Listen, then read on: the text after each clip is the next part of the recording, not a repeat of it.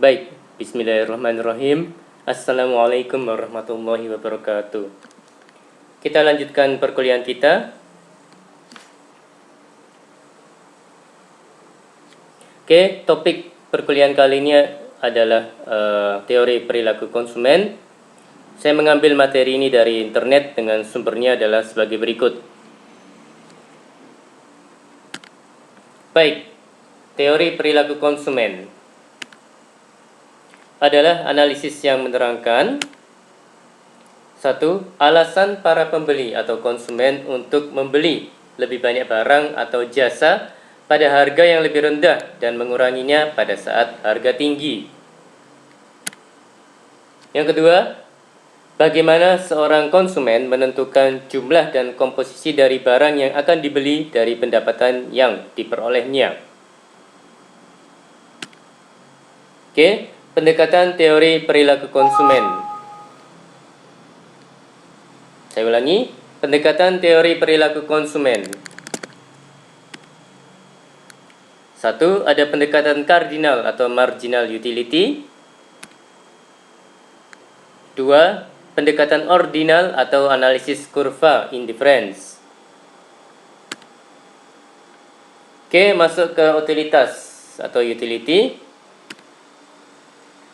Menunjukkan kepuasan relatif yang diperoleh seorang konsumen dari penggunaan berbagai komoditas. Kepuasan atau kenikmatan yang diperoleh seseorang dari mengkonsumsikan barang atau jasa, menurut Sukirno di tahun 2005. Kepuasan yang muncul dari konsumsi ini merupakan kemampuan memuaskan keinginan atas barang atau jasa dari suatu aktivitas. Oke, masuk ke pendekatan kardinal. Asumsi yang berlaku, manfaat atau kenikmatan yang diperoleh konsumen dapat dinyatakan secara kuantitatif. Artinya, kepuasan konsumsi dapat diukur dengan satuan. Kalau kepuasan itu semakin tinggi, maka makin tinggilah utilitinya atau nilai gunanya. Konsumen bersifat rasional sehingga perilakunya dapat dipahami secara logis. Konsumen bertujuan untuk memaksimumkan utilitasnya.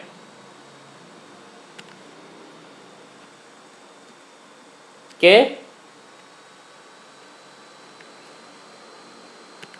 Masuk ke utilitas marginal atau marginal utility. Menunjukkan utilitas tambahan yang diperoleh dari suatu unit tambahan konsumsi dari suatu komoditas. Berarti penambahan atau pengurangan kepuasan sebagai akibat dan penambahan atau pengurangan penggunaan satu unit barang tertentu, menurut Sukirno di tahun 2005. Total utility merupakan jumlah seluruh kepuasan yang diperoleh dari mengkonsumsikan sejumlah barang tertentu. Oke, masuk ke law of diminishing utility. Ketika jumlah suatu barang yang dikonsumsi meningkat, utilitas marginal dari barang tersebut cenderung semakin berkurang. Marginal utility money konstan dan marginal utility barang konsumsi menurun. Hal ini menganut hukum Gosen 1, Law of Diminishing Utility, yaitu semakin banyak satuan barang yang dikonsumsi, maka semakin kecil tambahan atau marginal kepuasan yang diperoleh konsumen, atau bahkan nol atau negatif. Oke. Ya, masuk ke total utility. Ya, ini ada kurva ya Mas dan Mbak ya. Kurvanya berbentuk U terbalik. Kurva nilai guna total bermula dari titik 0 ini ya, yang menunjukkan tidak ada konsumsi barang X.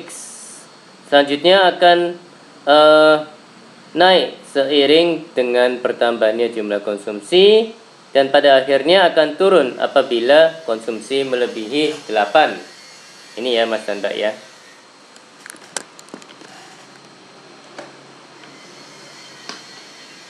Oke, masuk ke kurva nilai guna marginal.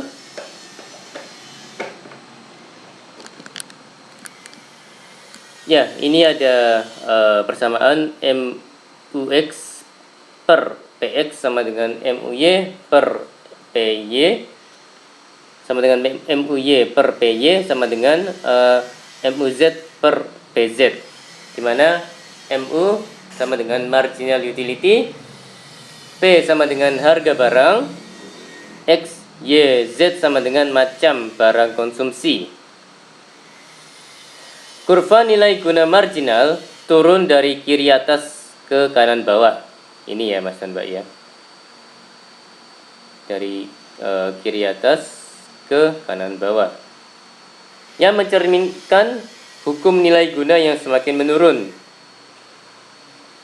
Kurva nilai guna marginal memotong sumbu datar sesudah jumlah 8. Ini ya Mas dan Mbak ya. Yang menunjukkan nilai guna adalah negatif setelah angka 8. Ya, semoga saya nggak salah. Oke. Ya, ini utilitas total dan utilitas marginal ya. Jadi ini ada tabel. Ini kolom ini kuantitas barang yang dikonsumsi. Kemudian kolom berikutnya adalah utilitas total, dan yang kolom berikutnya adalah utilitas marginal delta TU, dan yang ini menunjukkan grafik di mana sumbu Y ini adalah utilitas total dan sumbu X nya adalah kuantitas. Jadi nilai-nilai yang ada di tabel ini dikonversikan ke grafik seperti itu ya Mas dan Mbak ya. Contohnya ini kuantitas barang dikonsumsi di angka 1, utilitas totalnya adalah 10. Ini ya, angka 1, kuantitasnya di 1, utilitas totalnya adalah di 10. Seperti itu Mas dan Mbak. Jadi grafik ini adalah menjelaskan terkait dengan utilitas total. Oke, ya ini ya Mas dan Mbak penjelasannya.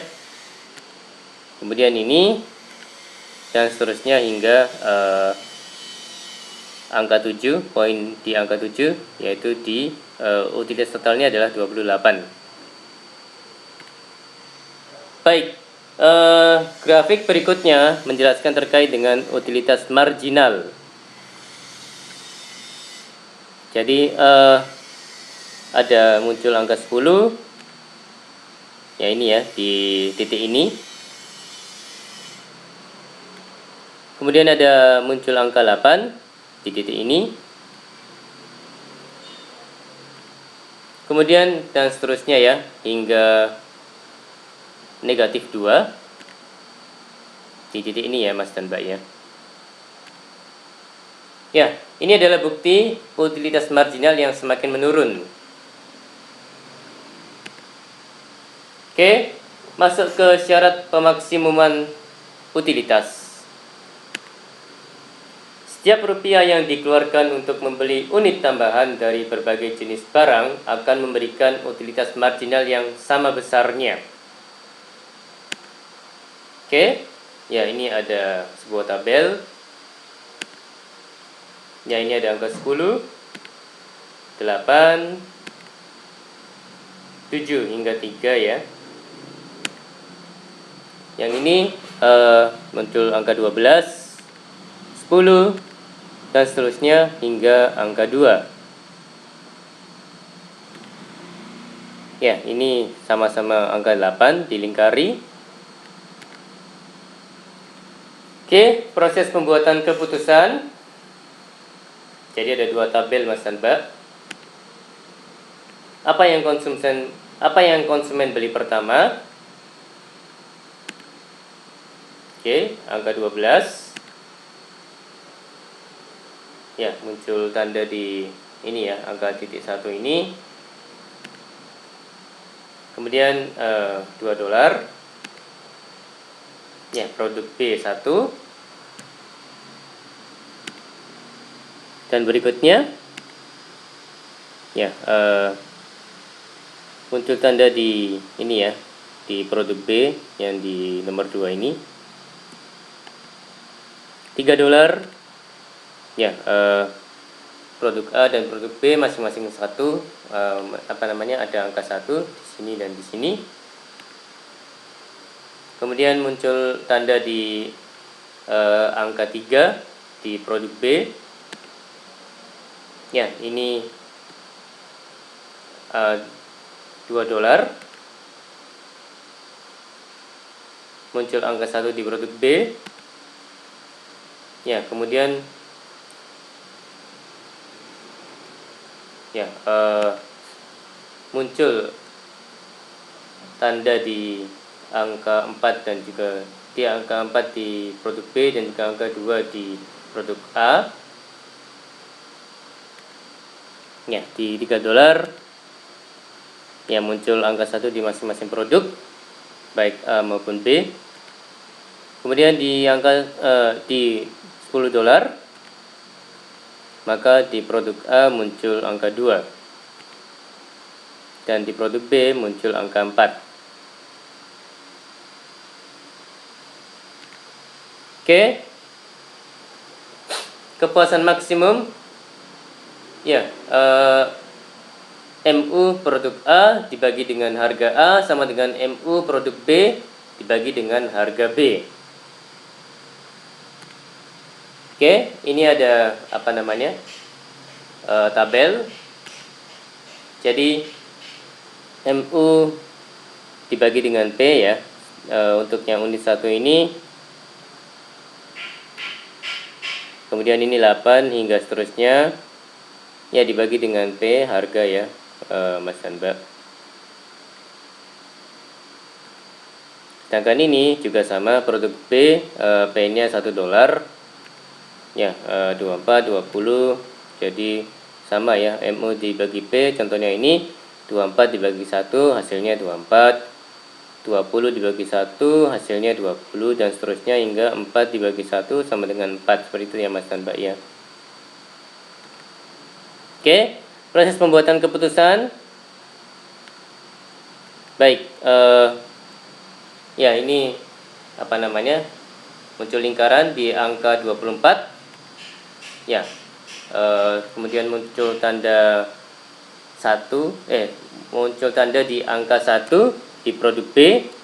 Kemudian di pengeluaran $1, maka akan muncul angka 1 di produk B. Seperti itu ya Mas dan Mbak ya. Oke. Dan ini ya, untuk $1, sebelumnya muncul juga tanda di angka 2 di produk B dan muncul angka 1 di produk B, dan seterusnya ya Mas dan Mbak ya, hingga di harga $10 produk A 4 dan ya, produk B adalah 6.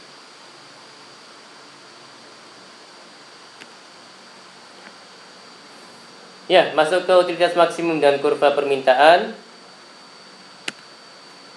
Ketika P produk B sama dengan $2, harga produk B sama dengan $2.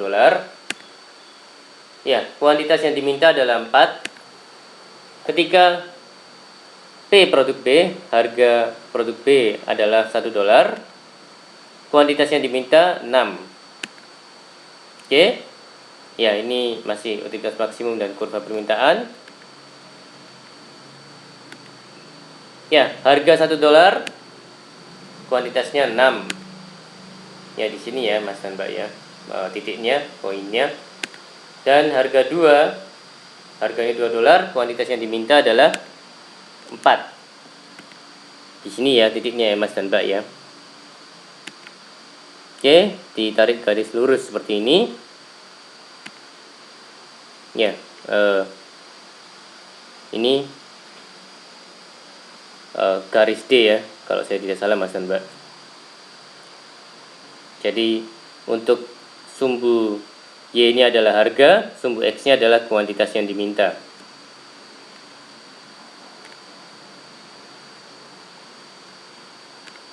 Oke, efek substitusi. Ketika harganya lebih tinggi menyebabkan substitusi barang-barang lain untuk memenuhi kepuasan. Efek pendapatan. Peningkatan harga menurunkan pendapatan real dan mengurangi konsumsi terhadap komoditas yang diinginkan. Masuk ke pembahasan surplus konsumen. Kesediaan membayar adalah jumlah maksimum yang mau dibayar oleh konsumen untuk memperoleh suatu barang.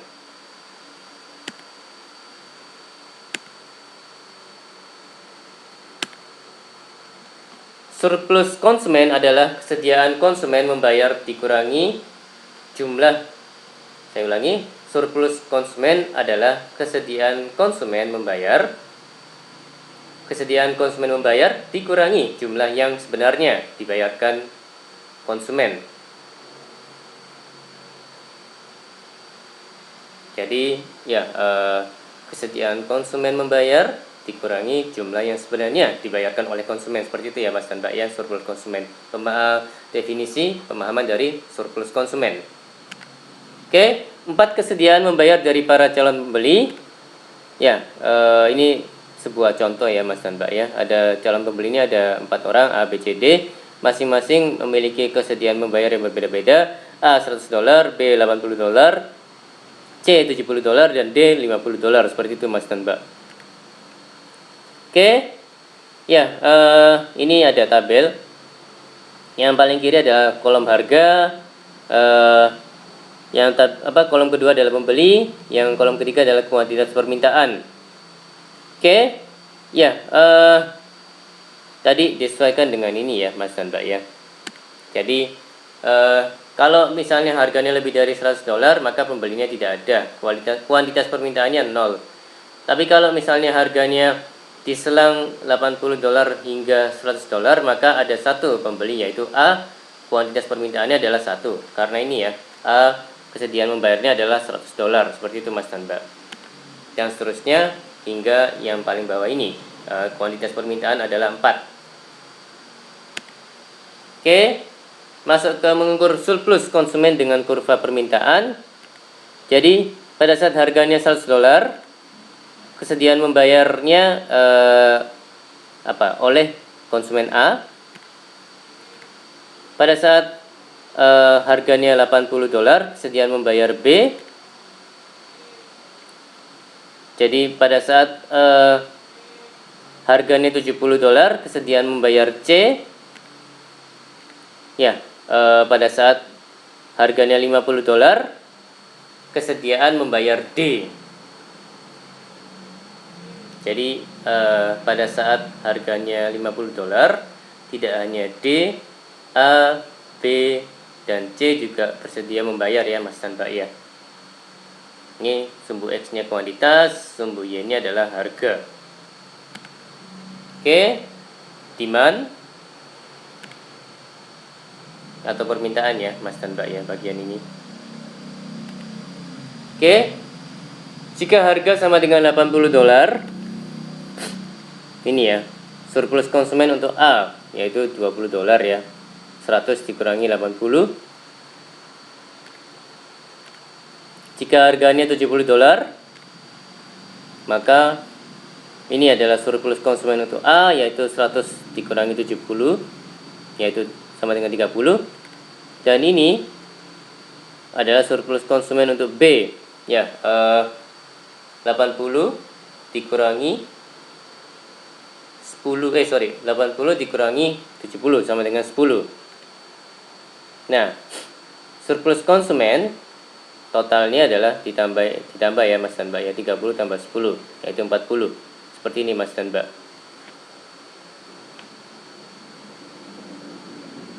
Jadi kalau yang harganya $70, ini adalah surplus konsumen untuk A dan ini adalah surplus konsumen untuk B. Surplus totalnya adalah surplus konsumen A ditambah surplus konsumen B, yaitu 30 tambah 10 didapatkan 40. Seperti itu Mas dan Mbak. Oke, mengukur surplus konsumen dengan kurva permintaan. Bidang yang terletak di bawah kurva permintaan dan di atas garis harga mengukur surplus konsumen di suatu pasar. ini pengaruh harga terhadap surplus konsumen. Jadi ini ada kurva permintaan ya. Jadi sumbu Y ini adalah harga, sumbu X-nya adalah demand. Sumbu X-nya adalah kuantitas. Oke, jadi ini misalnya di titik ini harganya adalah P1, permintaannya atau kuantitasnya adalah Q1. Seperti itu Mas dan Mbak.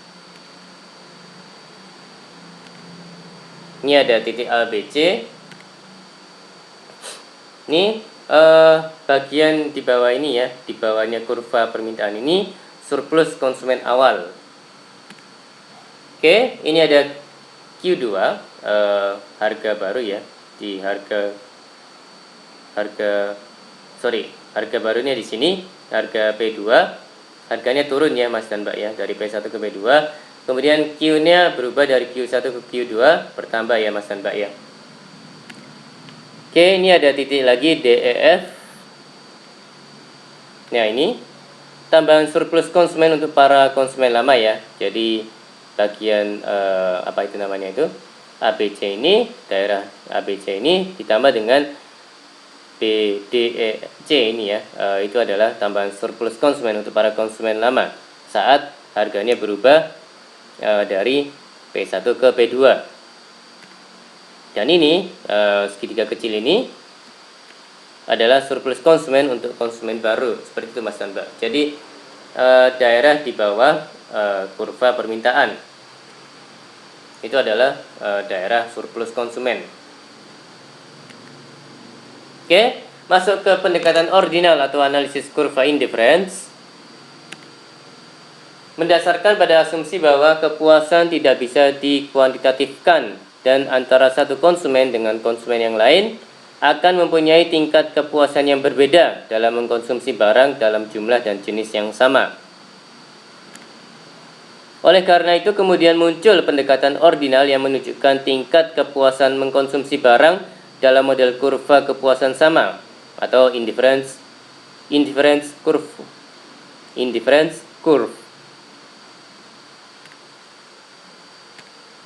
Oke, asumsi dasarnya adalah 1. Konsumen rasional memaksimalkan utility dengan pendapatan pada harga pasar tertentu, dan konsumen dianggap mempunyai pengetahuan sempurna mengenai informasi pasar. Utility bersifat ordinal, artinya konsumen cukup memberikan ranking atau peringkat kombinasi. Saya ulangi. Utility bersifat ordinal, artinya konsumen cukup memberikan ranking atau peringkat kombinasi mana saja yang ia sukai. Konsumen lebih menyukai yang lebih banyak dibandingkan lebih sedikit.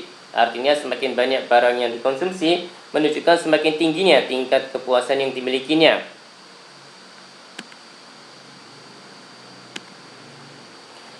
Ya, pendekatan ordinal atau analisis kurva indifference menganut hukum diminishing marginal rate of substitution. Artinya bila konsumen menaikkan konsumsi barang yang satu akan menyebabkan penurunan konsumsi barang yang lain. Total utility yang diperoleh konsumen tergantung dari jumlah barang yang dikonsumsikan. Bersifat konsistensi dan transitivity of choice, artinya bila A lebih besar dari B sedangkan B lebih besar dari C, maka barang A lebih disukai dari B dan barang B lebih disukai dari C. Kesimpulannya bahwa A lebih besar dari B lebih besar dari C, maka A lebih besar dari C. Seperti itu Mas dan Mbak. Indifference curve adalah kurva yang menghubungkan titik-titik kombinasi dua macam barang yang ingin dikonsumsi oleh seorang individu pada tingkat kepuasan yang sama. Ciri-ciri indifference curve. 1. Belereng atau slope negatif. Hal ini menunjukkan apabila dia ingin mengkonsumsi barang X lebih banyak, maka harus mengorbankan konsumsi terhadap barang Y. 2. Cembung ke titik origin convex. Derajat penggantian antar barang konsumsi semakin menurun. Hal ini masih berkaitan dengan hukum Gosen, di mana apabila pada titik tertentu semakin banyak mengkonsumsi barang X akan mengakibatkan kehilangan atas barang Y tidak begitu berarti, dan sebaliknya atas barang Y.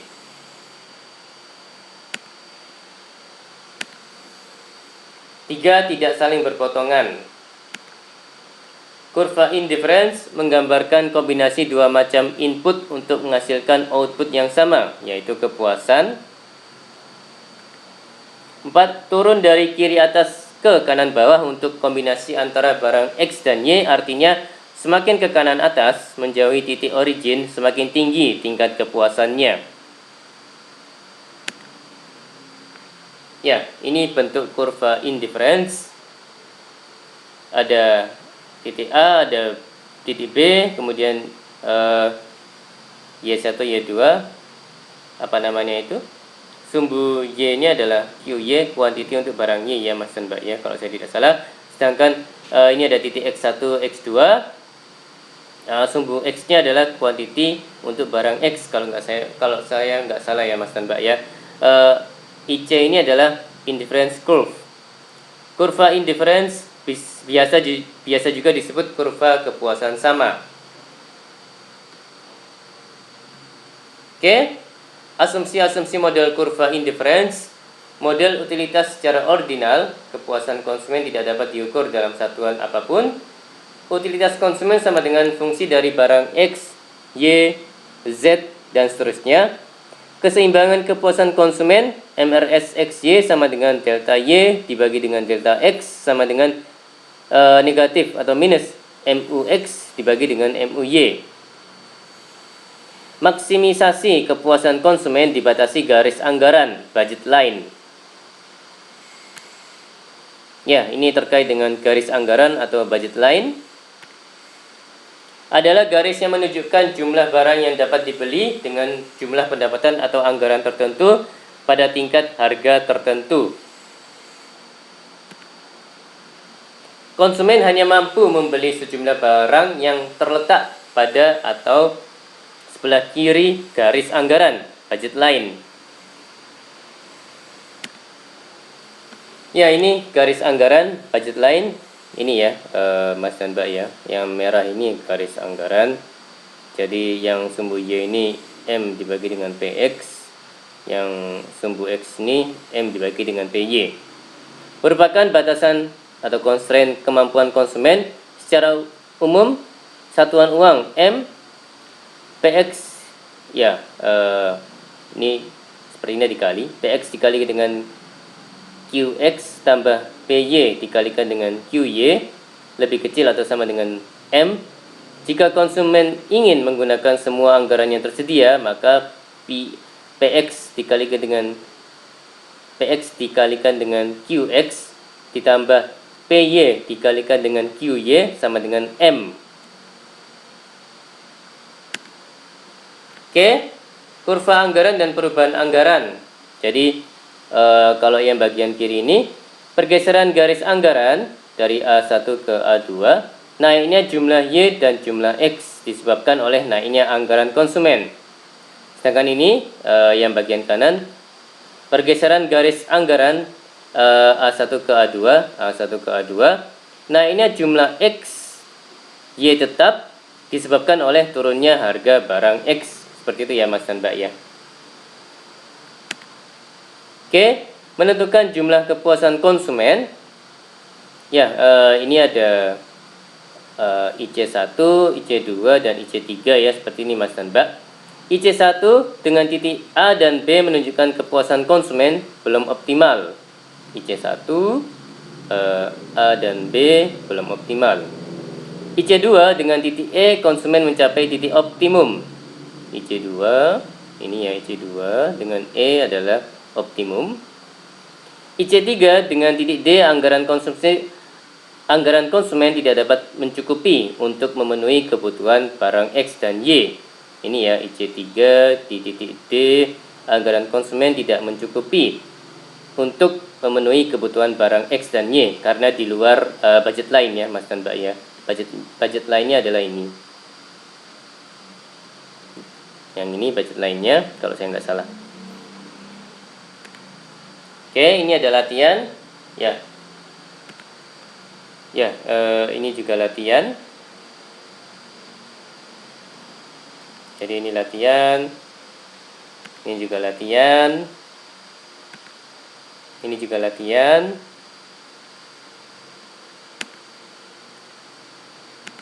Baik, demikian dari saya. Mohon maaf kalau ada kata-kata yang salah. Terima kasih atas perhatiannya. Wassalamualaikum warahmatullahi wabarakatuh.